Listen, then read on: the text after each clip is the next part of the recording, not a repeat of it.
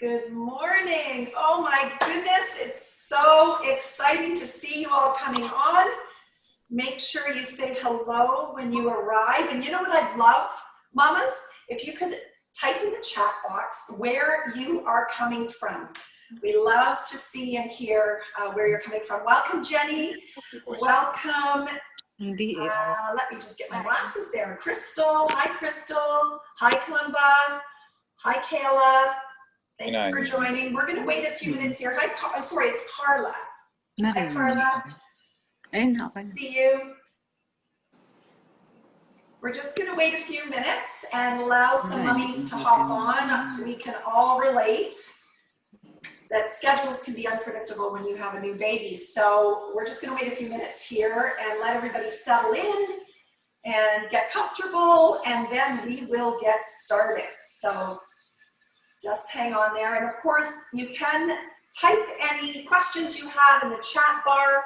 You can certainly type in the chat bar where you're from. I am all about building community. That's what One Life Mom and Baby is all about, a supportive community where we educate, empower, and inspire you to be the CEO of your health and your life for both you and your family. So, more people are joining us. I'm just going to let everybody hop in before we get started.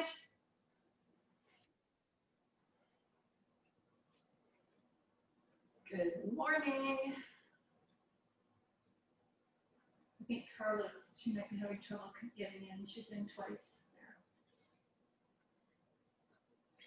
there. And if you're having technical difficulties, please make sure you send us a message in the chat box. We're here to help. Just for those joining right now, know that we are going to record this and we will make the recording available to you afterwards. It is our passion to help educate you, and therefore we'll have this available to you afterwards so you can go back and revisit and continue to learn. Someone else is joining us in the waiting room.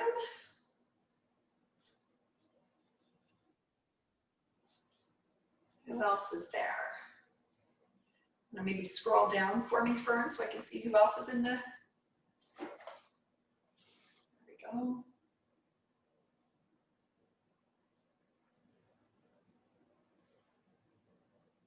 All right.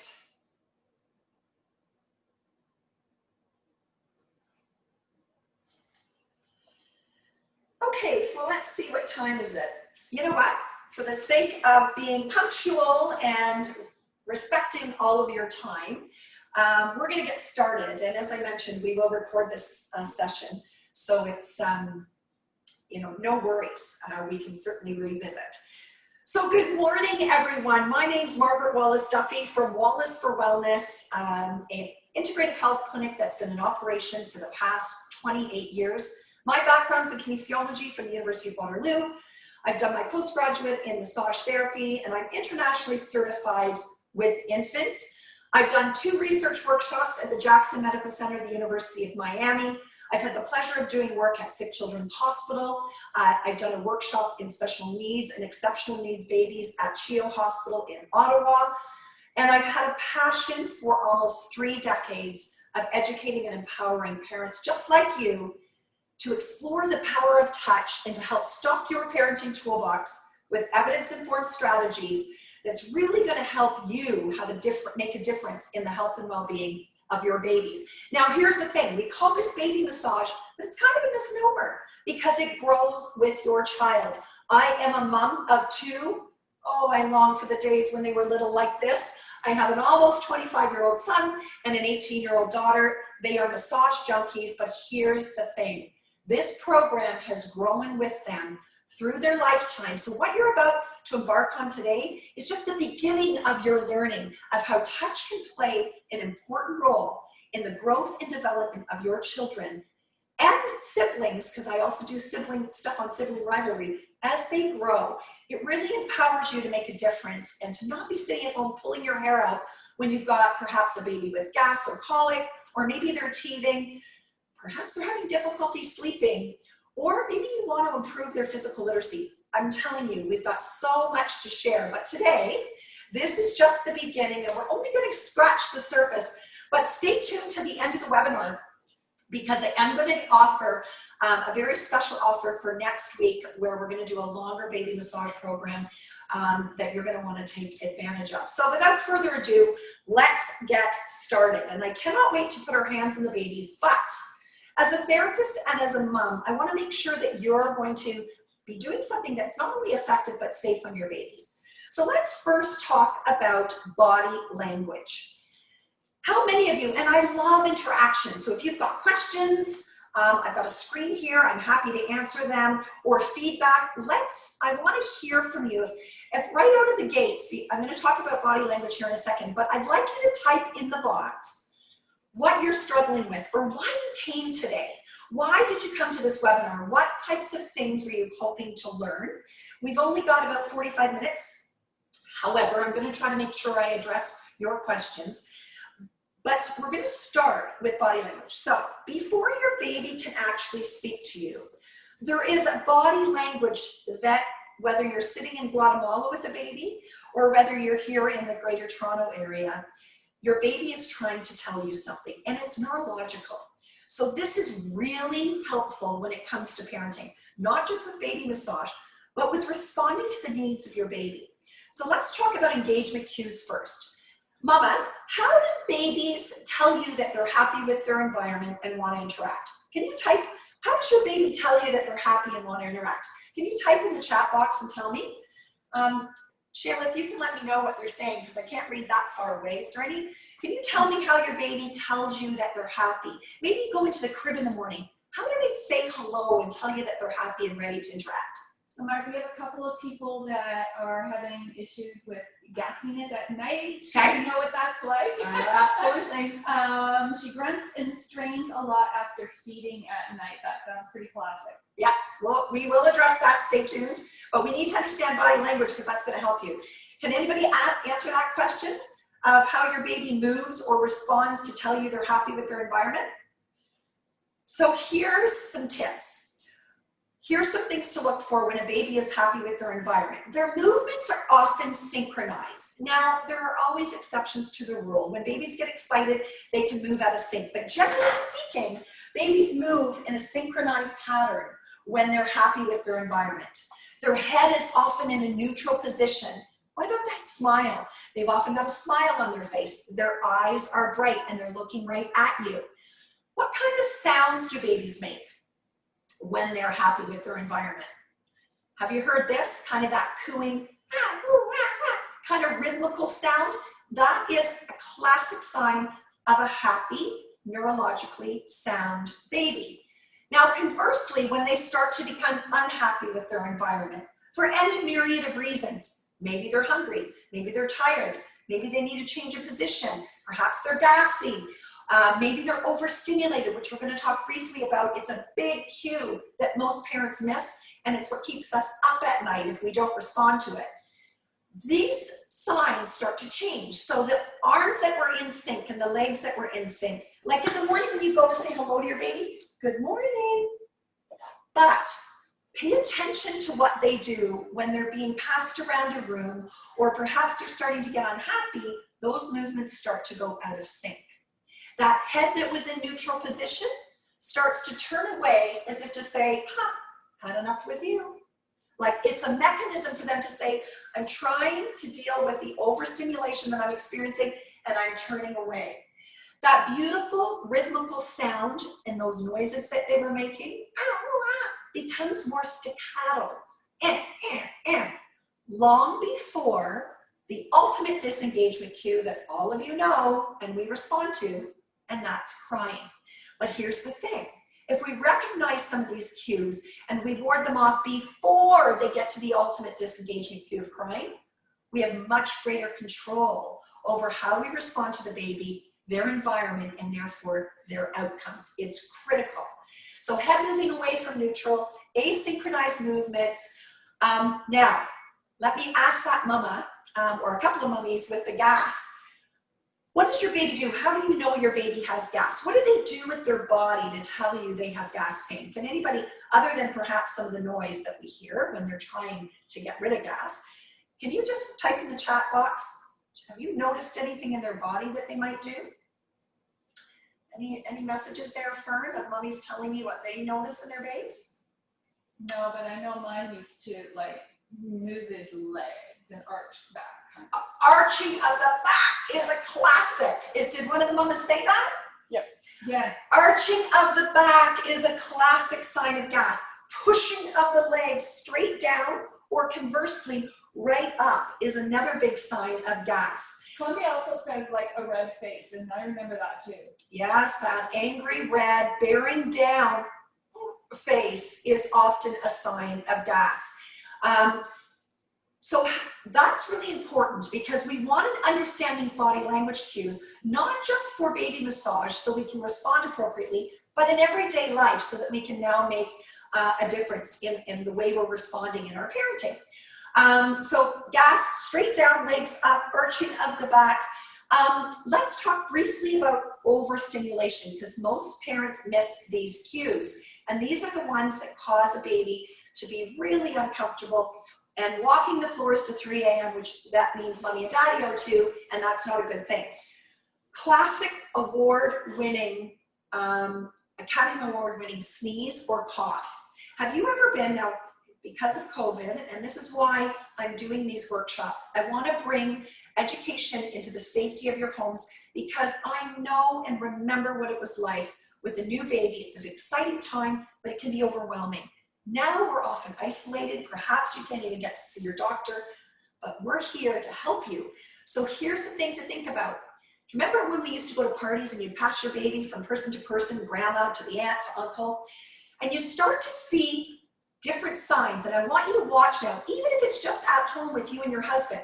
If the movements start to be asynchronized, if the head starts to move out of position, if they start to arch their back, or especially if you start to hear an Academy Award-winning cough, a pathetic like, everybody turns to look, oh, is the baby okay? It's the nature's way of getting our attention, but it's the baby's way of telling you they're getting overstimulated. Same with a funny little sneeze. Now babies sneeze, they clear their nasal passages, but a funny little, or here's another one. Babies get hiccups, it's very common. However, pay attention to when they get the hiccups. Often, if they're in collaboration with a cluster of those other cues, asynchronized movement, staccato sounds, and then they get the hiccups, it's often a sign that they are becoming overstimulated. Now, what do then? You want to bring your baby and empower them to calm themselves. You don't want to become your human pacifier. So what I would do at a party, I always went to the party, but I would take my baby to a quiet area, which was often a bathroom, and I would bring my baby into what we call midline. Now, when I did work at Sick Children's Hospital working on baby Hannah, 1,000 grams, born at 26 weeks gestation, sat in the palm of my hands. She got overstimulated very, very quickly. In the neonatal intensive care unit, we swaddle, and you should be doing that with your babies as well because it calms their central nervous system. Just like they were in utero, bringing a baby close to midline, like so, makes a massive difference with their nervous system. Now, here's the thing, and my son was one of these babies. Babies that need help with calming are often the ones that will fight it the most. But here's the deal, you have control over that. So instead of, you take them into the bathroom and you want to help them come to midline by bringing them and literally holding them. And I would often put my face next to their little ear and just shh. But getting them close to midline, even though they're going to struggle, or swaddling them neurologically calms their autonomic nervous system, puts them into what's called the parasympathetic nervous system, which is also called rest and digest. Babies that are often overstimulated, ingesting more air, rest and digest, their cortisol, their stress hormone goes up, and it impacts gas and digestion. So it's all interconnected, which is why I'm sharing this with you before we actually show hands-on. Any questions so far about body language cues? Just going to give you a minute to respond there. If there are no questions, we're going to move on to when we should massage. Okay, so when do we massage our babies? Well, let me say this, mums. The one predictable thing about parenting is that it's completely unpredictable. And I mean that. You could do all the same things today and get one result. Do all the same things tomorrow, including wear the same outfit, and get a completely different outcome. If you remember anything, please remember this. We don't give massage to our baby, but with our baby. Now, you may think that's a subtle comment, but let that sink in for a minute. We give massage with our baby, not to our baby. What do I mean by that? Touch is an incredibly powerful thing. Our senses, touch is the first sense and the last sense that we lose during our lifespan. It is incredible for growth and development and to help calm us. But we often live in a touch-phobic society, and children crave touch. Babies that aren't touched don't thrive the way babies that are touched do. This is research. Therefore, we want to respond, and that's why I explained baby cues, because I want to set you up for success. When you respond to your baby's cues, rather than just plowing through and doing a massage right now when you have an opportunity, even though the baby's giving you cues, telling you it's time, I'm overstimulated or I'm not enjoying this, you want to lay down a foundation of good therapeutic touch for two reasons. One, you're going to get better outcomes, whatever the outcome is for, whether that's just to create bonding with your baby, whether that's to reduce gas with your baby, whether that's to help with teething or sinuses or sleep. But it's also, and this is why I'm so passionate about this program, it teaches your baby body awareness and also gives them the voice to understand what good therapeutic touch is and what isn't. Now, as parents, we don't want to think about our babies being touched in a negative way.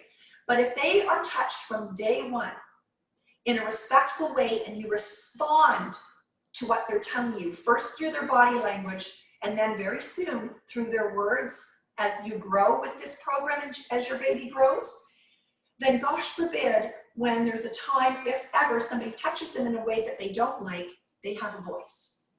And that is called safety, which is just yet another layer of why the power of touch is something that's so important to have in every parenting toolbox. So when do we massage? When your baby's in a quiet, alert state. Today, that may be first thing this morning. Baby may wake up, might have had a great sleep, quiet, alert state. Especially mummies when we're doing work on gas. We don't ever want to do work. I'm going to show you a crisis move for gas.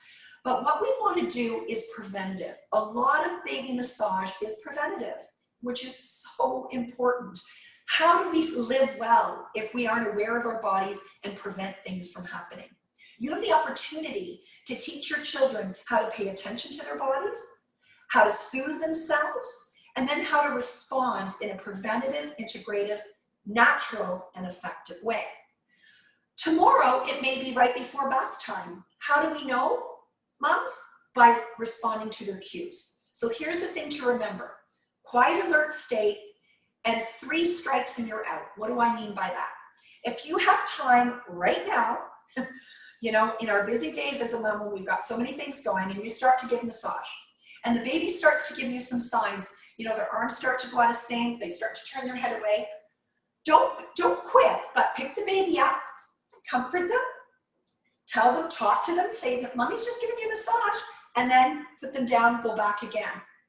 If you go back 3 times at this sitting and the baby continues to tell you, I'm not happy with my environment, this is not the time for massage, I want you to stop. Because this is going to set you up for success. Now, some babies are little massage junkies, especially the mommies that come to my clinic when they're pregnant. And I've treated them through pregnancy, and for years I did labor support. I've been at the birth of over 200 babies doing pain management for mummies. When they've had touch in utero, they often love touch when they're born.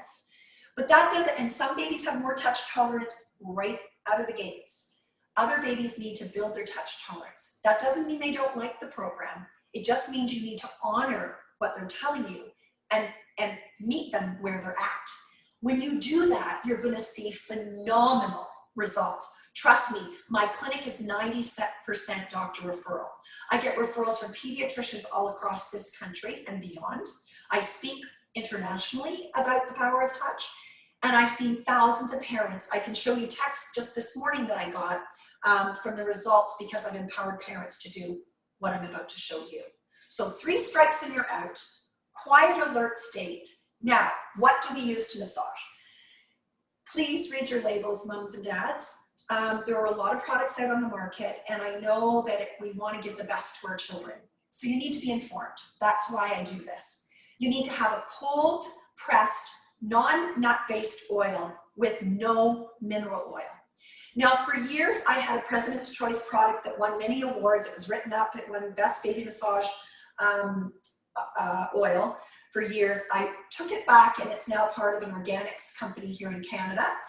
So it's my Wow Baby Massage Oil. I have it unscented, or I have one infused with essential oil of lavender. Lavender is amazing for relaxation. This also has vitamin E. But here's the thing. You can use anything as long as you do a patch test, and I prefer it not to be mineral oil, which is a gasoline byproduct. I was a spokesperson for Johnson & Johnson for many years, and I wouldn't represent their baby oil because it was toxic. 28 years later, they no longer promote baby oil like that because they know better. So do a patch test, use a bit of oil. You don't need a lot, but for gliding. And I prefer not to use lotion, especially on the hands or the feet, because babies put their hands and feet in their mouth. And you want to make sure that you're not going to be causing any issues or everything to the mouth, right? When a baby's teething, you just want to make sure you're safe. So just to recap, quiet alert state, 3 strikes and you're out if the baby tells you they're not interested. Use a cold pressed non-nut-based oil, do a patch test before, and then I want you as a mom to take a deep breath, ground yourself, and now we're gonna put our hands on our baby. So if you're at home and your baby's in front of you, I'd love for you to join me. The program that I teach is over 3 hours in length. We're gonna hit some of the highlights. So we will definitely address gas, but before we jump right into the tummy, we really want to do something that's relaxing. I'm going to show a couple of strokes on the legs to introduce our touch, to relax the baby. This is a good part of a bedtime routine. Then I'm going to show a stroke on the tummy preventatively. There are many, but we're going to show one today. We're going to show a crisis move that you can do when the baby's screaming and you're pulling your hair out. And then we'll see how much time we have left. I might show one other maybe on their back. And then we'll take some questions. You good with that? Okay. So you're going to take, and if you don't have any oil at home right now, and by the way, if you want any information on this, you can certainly reach out to us. My clinic is in Brampton, but I can also send you a link to purchase this with a coupon code to purchase. But if you've got something at home, it would be great for Glide. Use something to use on your baby. Okay? So before we put our hands on our babies, we're going to rub our hands together with a bit of oil, and you're going to ask your baby for permission. And you're going to think, really? But I touch my baby all day long. Remember what I said at the beginning. We're building a touch tolerance and a respect. We're teaching your baby that they have control of their own body. Initially, when I ask a baby, are you ready for a massage now? Would you like a massage? They look at me in my clinic like, oh, whatever. It is incredible. In my own children, when I bring the bottle out, especially my daughter, Carly, if you're watching, I should have known at a very young age she was going to be a very good communicator, because the minute that oil came out, she either was like, oh yeah, bring it on, or she would turn her head as if to say, don't you dare. Now, a little piece of encouragement, moms and dads, as little as 5 minutes of massage a day has an impact on your baby. So even if you get 5 minutes now and 5 minutes later, in between all the other things you're doing as a mommy, and it maybe if you get a shower and you have a chance to do another bit on your babe, or just 5 minutes during a diaper change, good for you. Do not beat yourself up. This doesn't have to be perfect. Nothing's perfect in parenthood. Trust me, I'm a veteran mama. But you will have an impact even with 5 minutes. And then the next day, you might do 6. And before you know it, I have toddlers laying there for a full half hour in my clinic getting a massage. So, baby Brooke, are you ready for a massage now? Would you like a massage? The first stroke we're going to show is on the legs. This is a large surface area. It's great to relax them. Who doesn't love to massage the chunky thunder thighs of a baby? They're delicious. You're going to take your thumbs, put them underneath, and your fingers on top, starting way up in the hip. And we're going to create a long, rhythmical, and slow, but steady stroke from the hip down to the ankle. Then come on the inside of the thigh and repeat, like so. Now, I want you moms and dads to play with the pressure. Here's the thing, really light pressure stimulates nerve endings, and in some babies, they don't like it. Baby Hannah that I talked about that sat in my palm of my hands, hooked up to all the monitors because she was in the NICU. If I did really light pressure, her blood pressure would go up, her heart rate would go up, her monitors would go off. But the minute I did firm, slow, and rhythmical, the pediatricians, the neonatologists, and the parents were like, they'd watch her blood pressure come down, but she'd calm. And that is so rewarding as a parent when you can have an impact, plus a bonding experience with your baby. Slow, rhythmical. This is called Indian milking, like so. The next one we're going to do is called squeeze and twist. Gently squeeze and twist and twist. Notice I'm never going to twist around a joint. I could also do this stroke on the arms. We never twist around a joint. So I'm going to come below the knee, gently squeeze and twist and twist. The science geek in me loves to explain to you why this is not only feeling good for your baby, but the neurological development you're helping with. When we do a twist like this, we're stimulating both sides of the brain at the same time, and we're laying down neural pathways to the brain with your baby. Neurologically, there is so much happening in the first couple of years with your children. You are having a massive impact on the growth and development and the neurological foundation of your children when you do touch, along with all kinds of other benefits which we will talk about. So, squeeze and twist, below the knee, squeeze and twist and twist. Now, lastly, before we move to the tummy, and as I mentioned, the full baby massage program has a whole bunch of other strokes, but we're only hitting the highlights today. The bottom of the feet are phenomenal. There are lots of reflexes that correspond to the rest of the body. So we want to work on the feet to help relax them. This is great to do after bath or in the bath.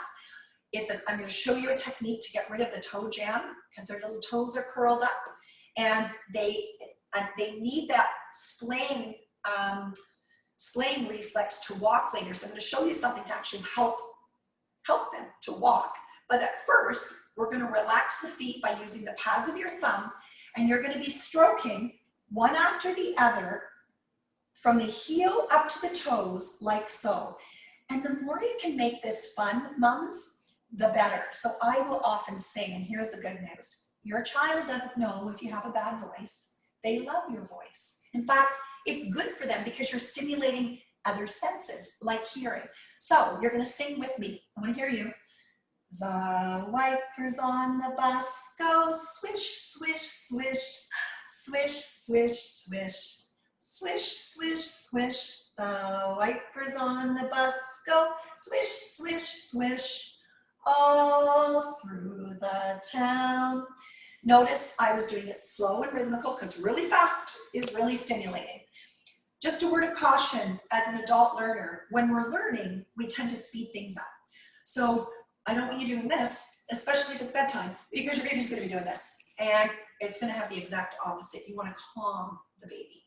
So slow and rhythmical. Now and when I do this on a live baby, when I speak, typically this is baby show season. I'm usually at the Anner Care Center on the main stage talking to hundreds, if not thousands of new parents.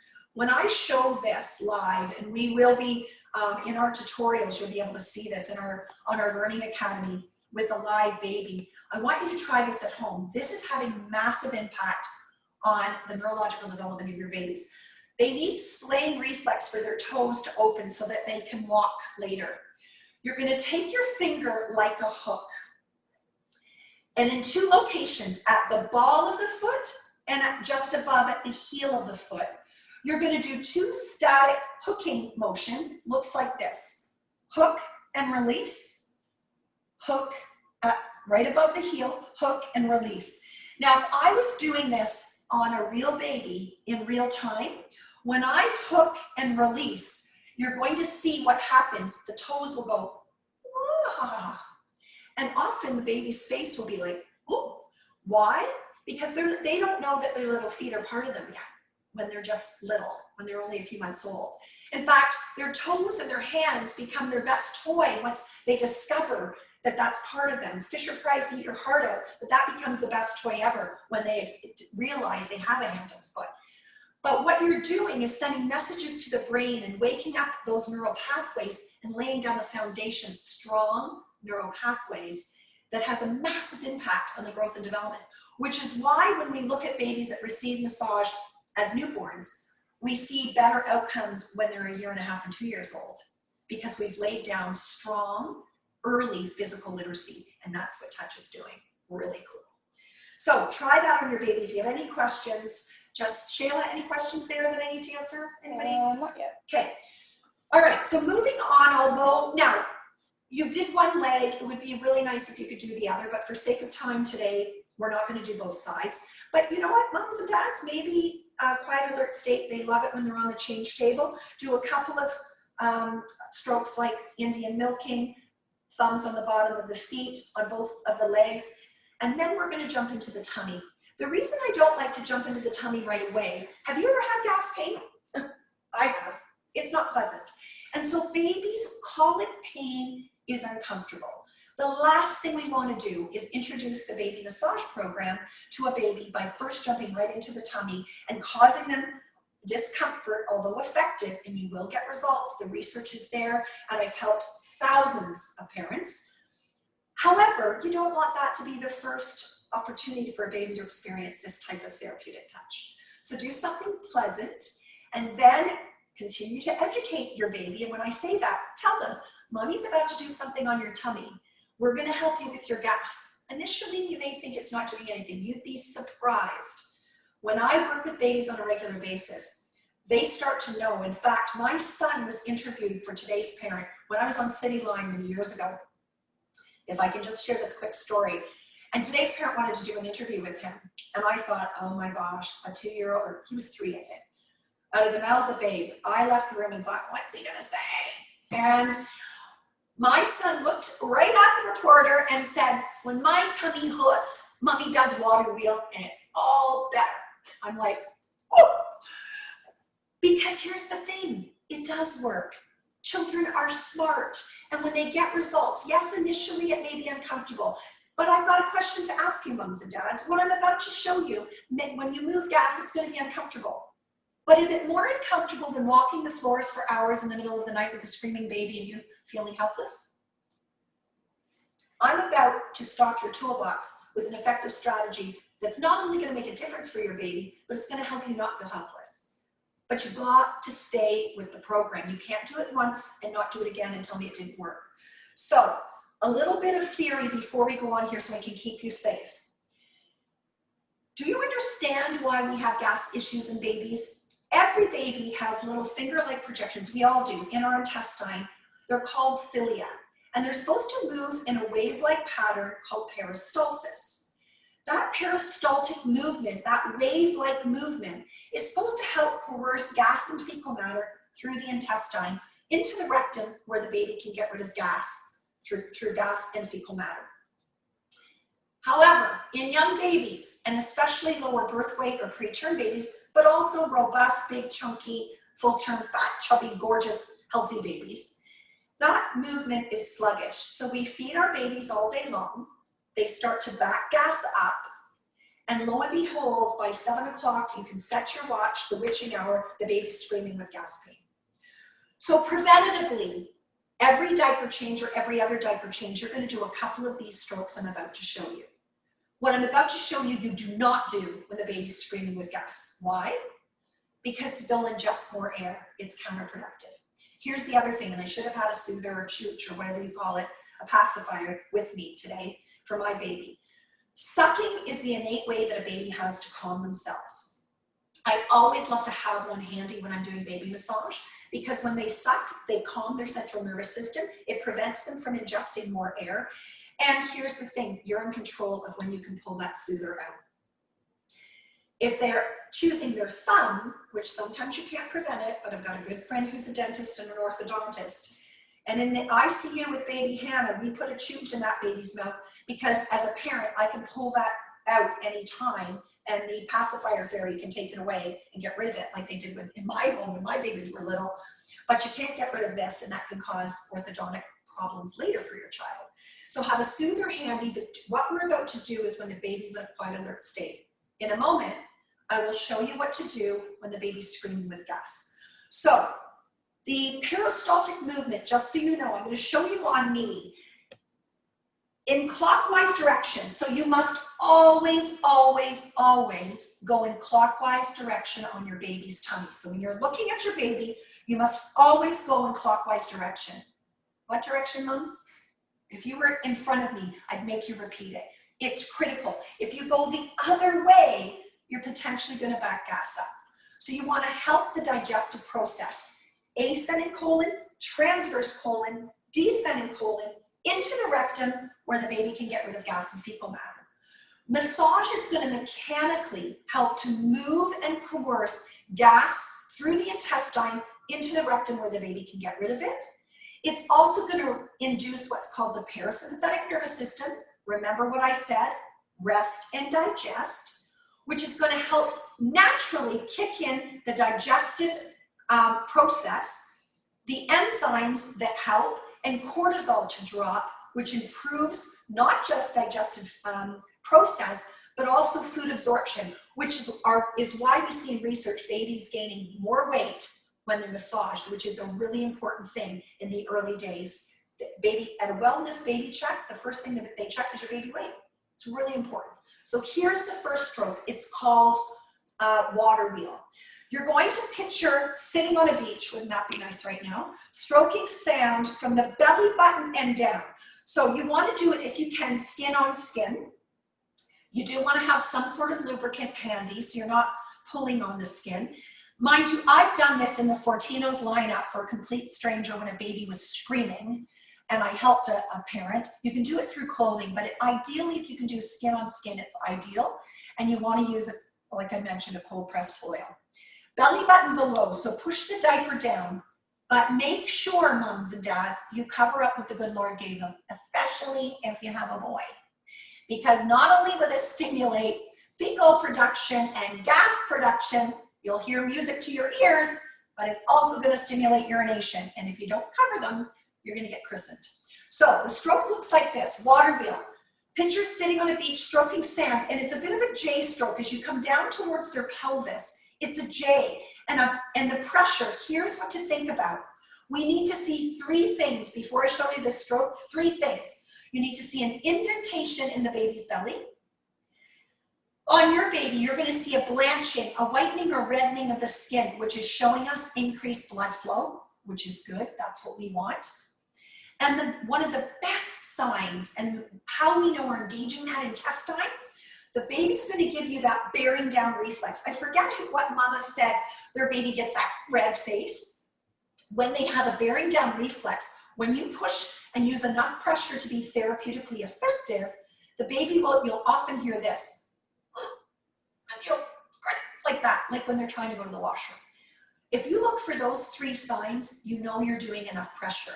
Here's what I love about what we're doing at the One Life Learning Academy, is I'm able to come into your home safely because you may not be able to see me in my clinic. I see people from all over the world, and now with this pandemic, it may not be safe to come into the clinic. But I can do even one-on-one consultations with you, or during these workshops, you can turn your camera on and show me what you're doing with your baby, and I can help make sure to teach you, because the average parent is going to use far lighter pressure than what's therapeutically necessary. But here's the good news. The research shows, A, you're not going to hurt your baby. B, you're going to use lighter pressure than necessary. But once you start to get results, it is motivating. Because as I said earlier, you can walk the floors with a screaming baby, or you can do something to make a difference. So here's what water wheel looks like. From the belly button down, you're stroking one after the other, paddling. Water wheel, water wheel, water wheel. We're not up here in the chest. That's not where the bowel is. We're low, belly button and below. Notice baby Brooke's head's coming off the table. Your baby may not quite do that, but you should see, remember, that indentation, that blanching or reddening of the skin, and that bearing down reflex. Now here's the thing. You may only get 2 repetitions. So 2 paddles equals 1 stroke. You may only get 2 strokes in every diaper change, and then the baby starts to disengage. Because remember, if they start to cry, you don't want to continue this stroke because they're going to ingest more air.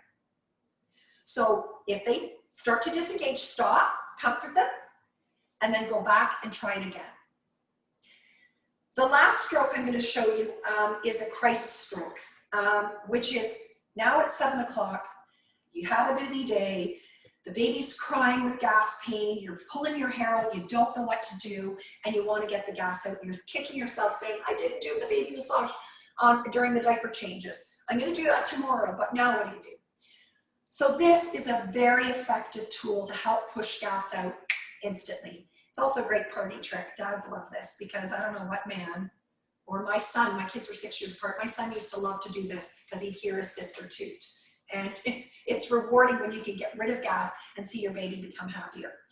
Now, your baby's very flexible. The whole point of this crisis stroke is to put mechanical pressure on the low part of the abdomen to help push it out because that movement is very sluggish.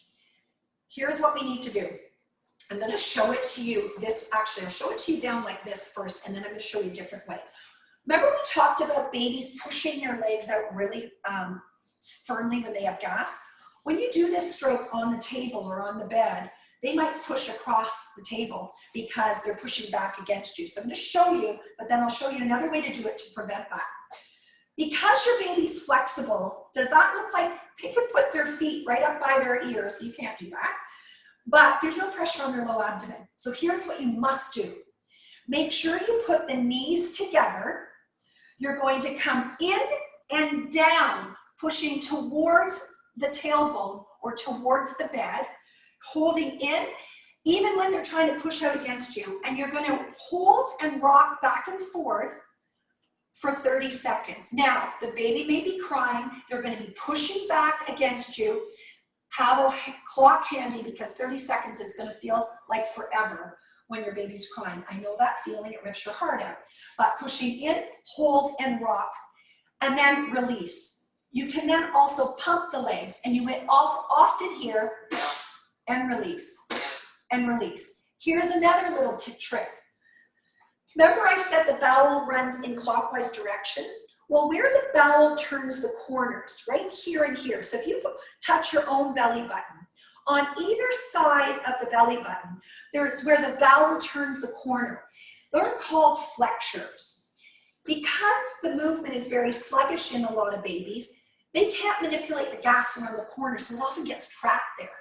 And then as it builds up, that's when you get this really big colicky episode and you can't settle them.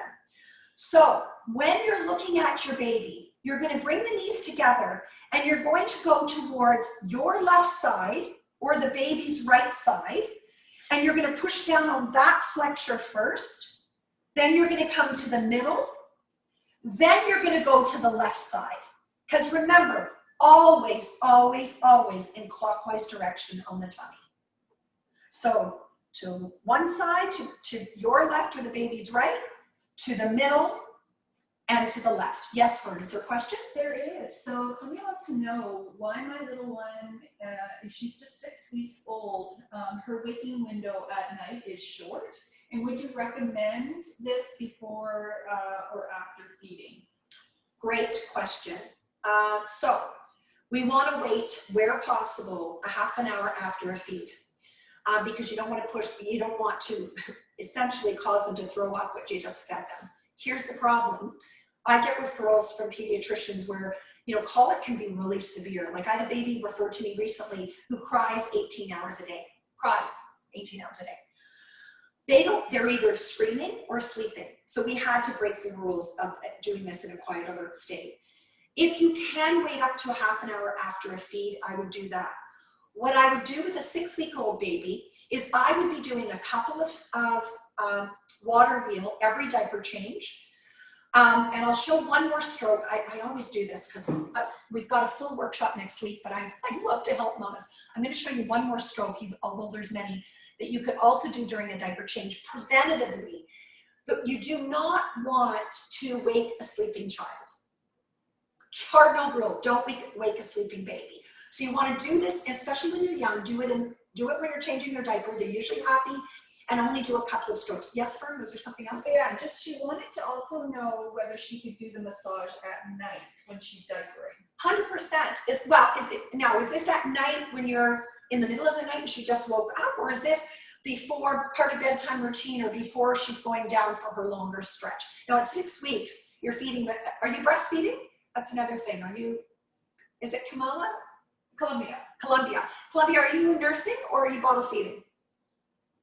Breastfeeding, yes. Okay, so, and with growth spurts, at 6 weeks, she might be going through a growth spurt. I mean, there's so many things that are going on there. You don't want to wake a sleeping baby. So is it during the night or is it before she goes down for her longer stretch at night? If you could answer that for me, I can effectively answer your question.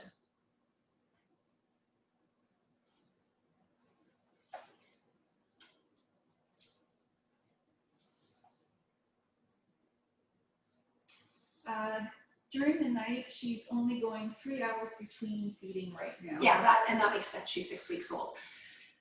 I would make sure consistency is key. So during the day, Columbia, I would doing this regularly because that's going to help through the night.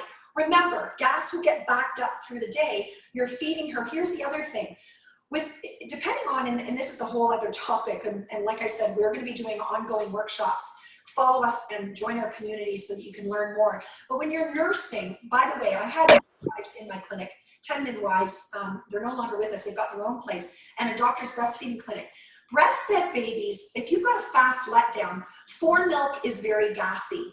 So you've got to make sure you're getting the hind milk because fore milk can actually add to gas. So as you feed them all day long, they're getting more gas and it backs the gas up. So every diaper change, a couple of water wheel, and even a couple of those push and release to help get the gas moving is going to help through the night. You don't want to do too much in the middle of the night when you're sleeping, and you want to just be able to feed her and go back to sleep. You don't want to wake her. Yes, Fern? Yeah, Carla might have a question, so she just unmuted. So Carla, do you have a question? Happy to unmute or even show your camera. I'd love to see your faces. And your baby's faces. Yeah, so if you have any questions, just let us know. Oh, okay. I think she's good. Okay, so the other stroke that I was going to show you, which I wasn't going to, but I can't help myself, is called sun and moon. This one is one of the most powerful in research strokes. It takes a little bit to get used to, but it's incredibly effective. You must always go in clockwise directions. Moms at home, I would love for you to turn your cameras on. I don't care what you look like, I promise, or at least follow me when you're doing this, because as adult learners, you need to learn and understand, and then you do it on your baby. Follow me at home. You're going to use your left hand, and you're going to put it up in the air. We're going to pretend first that we're doing this on the belly, then I'm going to show you. Just a reminder that the camera is the opposite direction. Yes, so just a reminder, I'm the mirror opposite to you. So you're using, that's why I'm saying use your left hand. Because when you go on your baby, you're going to go in clockwise direction. It's frustrating on camera. That's the only thing. If you were side by side with me, you'd be able to see that. But using your left hand, we're going to draw a sun in clockwise direction. The belly button's at the top of the sun. And this is a full sun. Now, with your right hand, picture a clock. From 12 o'clock to 6 o'clock, we're drawing a half moon.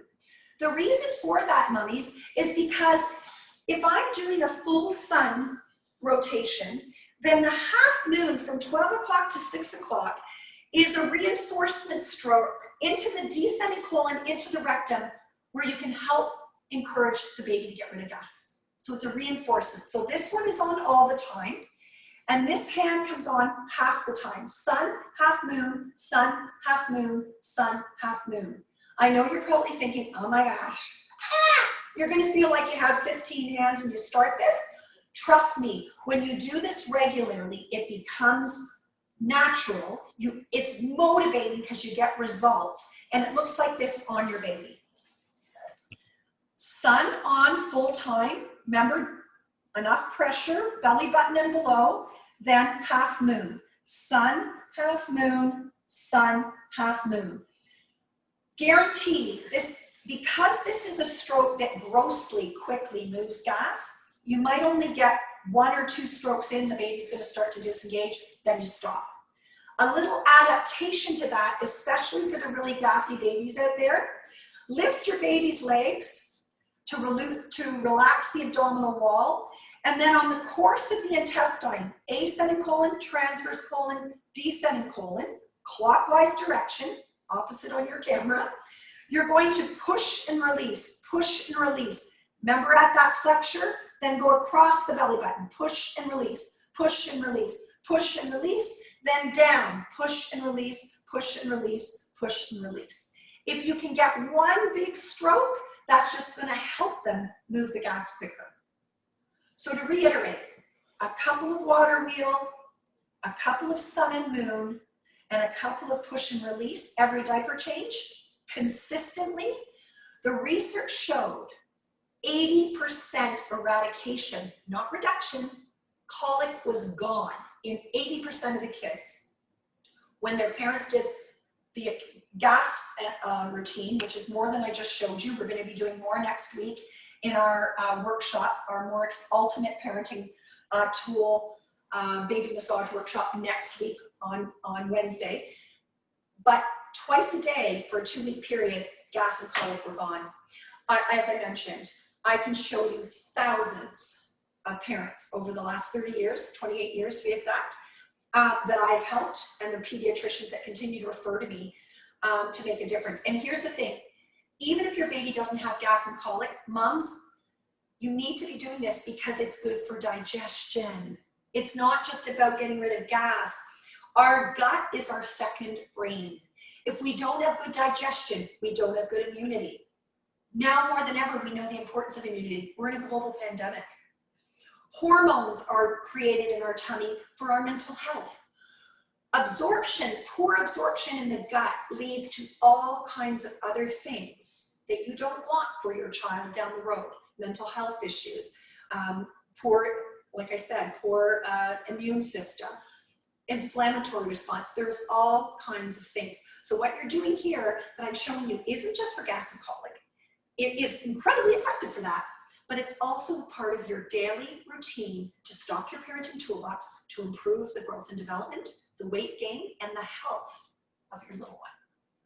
Any questions about what I just showed there? Just want to give it a moment. What's the time like here, ladies? Oh my gosh, we're already at an hour. I was only supposed to be 45 minutes. See, I love this so much. I can't help myself. I really appreciate you staying. Are there any other questions? Jenny just listed the links to our private Facebook group and Instagram. Thank you, Jenny. So I invite you, all of you, to follow us on Instagram, on Facebook, on Twitter. I want you to go over, you signed up for this free webinar at our onelifeacademy.ca. Next Wednesday at 10 o'clock, 10 to 11:30, and knowing me, it'll be longer than that, probably till noon. We are going to be doing more of an extensive baby massage class. We're going to continue to grow on this series. We're going to do more work on the legs. We're going to do more work on digestion and gas. We're going to be talking about a little bit about teething and nasal congestion as we go into cold and flu season, and that being an issue. We're going to talk about sleep, and we're going to do a couple of exercises. We've got another webinar coming up and a course that you can do on demand on the prevention of flathead or plagiocephaly. I am on a mission. I am on a mission, moms, to prevent flathead because we're seeing a 300% increase in flathead in babies, and it's completely preventable. I'm going to show you how, and I'm telling you, pediatricians are referring, this doesn't need to happen, and you don't want your baby in a helmet down the road. You need to be empowered. So we're going to have a course on that. Those that take the course next Wednesday, you're going to be put into a private Facebook group where you're going to have access to me and other healthcare professionals that are going to be doing webinars, whether it be midwives or naturopathic doctors or medical doctors. Our Better Together as One movement believes in bringing all healthcare professionals together from conventional and complementary medicine to come together to break down the silos and to empower you to play an active role in the health of you and your baby. We even do stuff on mommy wellness. So it's really important to me that not only do we give you effective evidence-informed strategies, but we build a community where you're going to feel supported, where you're not going to be judged, but we're going to help elevate you to really play an active role in your health and become the CEO of it. Before we sign off for today, I also wanted to, just for those that are experiencing gas and colic, if you have not heard about Colic by Boron Laboratories, you better listen up. I'm going to be completely transparent here. I'm approached by many brands all the time because I own an integrative health clinic that has won many awards. The Better Together as One movement has won an award for my work in integrative medicine and impacting government and making changes in our healthcare system to look at more prevention and not just wait for a pill for an ill and wait till everybody's broken, but for us to live well. And so many years ago when I was on City Line, I talked about this and was educating about it. And I had the company reach out to me and say, we don't even know who you are. Thank you for that, for educating. I love this product line. Colic is incredible for gas. It's effective. It's a homeopathic medicine by Boron Laboratories, which is a world leader in homeopathy, but they have an entire line of incredible homeopathic medicines for the entire family. You're going to hear me speak about different ones according to different things, whether it be for teething, whether it be for gas, whether it be for helping with sleep or anxiety in toddlers, whether it be for pain in mummies. I stock my medicine chest with all kinds of these products. What I love about them is they're good for all members of the family. There's no drug interactions if you're on other things. They're easy to administer, and more importantly, they work. So if you want more information about that, please let me know. And I really hope that you're going to get off here today. Don't hesitate to continue to reach out to me. Please share your experience that you had here today in social media. Tag One Life Mom and Baby. And I hope you're going to head on over to the Academy right now and sign up next week for the workshop where we're going to continue to teach and grow and learn from one another. And I'm really excited. You know, there's never been a better time to come together and to help empower you to help your family. So if there's is there any other questions? I just want to make sure before I sign off I'm not missing anyone. No, Columbia said thank you so much for this webinar. You know what, nothing fires me up more. My heart has been breaking. I gotta tell you, I can share countless texts and messages. I just got one this morning with a bunch of poop emojis from a mother of a toddler, a 3-year-old, who hadn't been to the bathroom in 7 days, had agony. And at 10 o'clock last night, I got a text message from yesterday, and I saw it this morning, that they had success. All these poop emojis, she completely cleaned out in a natural way. It warms my heart to be able to help others. And what I love about what our media company is doing is that safely we can help you from afar. You don't have to do this alone. And we're here to help. So I hope that you'll join us next week. Stay in touch, stay healthy, stay safe. And remember, we're better together as one. Thanks so much for your time and energy. Oh, there'll be a recording of this. So head on over to Better Together as One on YouTube. Later today or at the latest tomorrow, this will be up and you can share it. But I hope to see you next Wednesday. Have a safe day and a fabulous weekend, everyone. Mwah. Bye for now.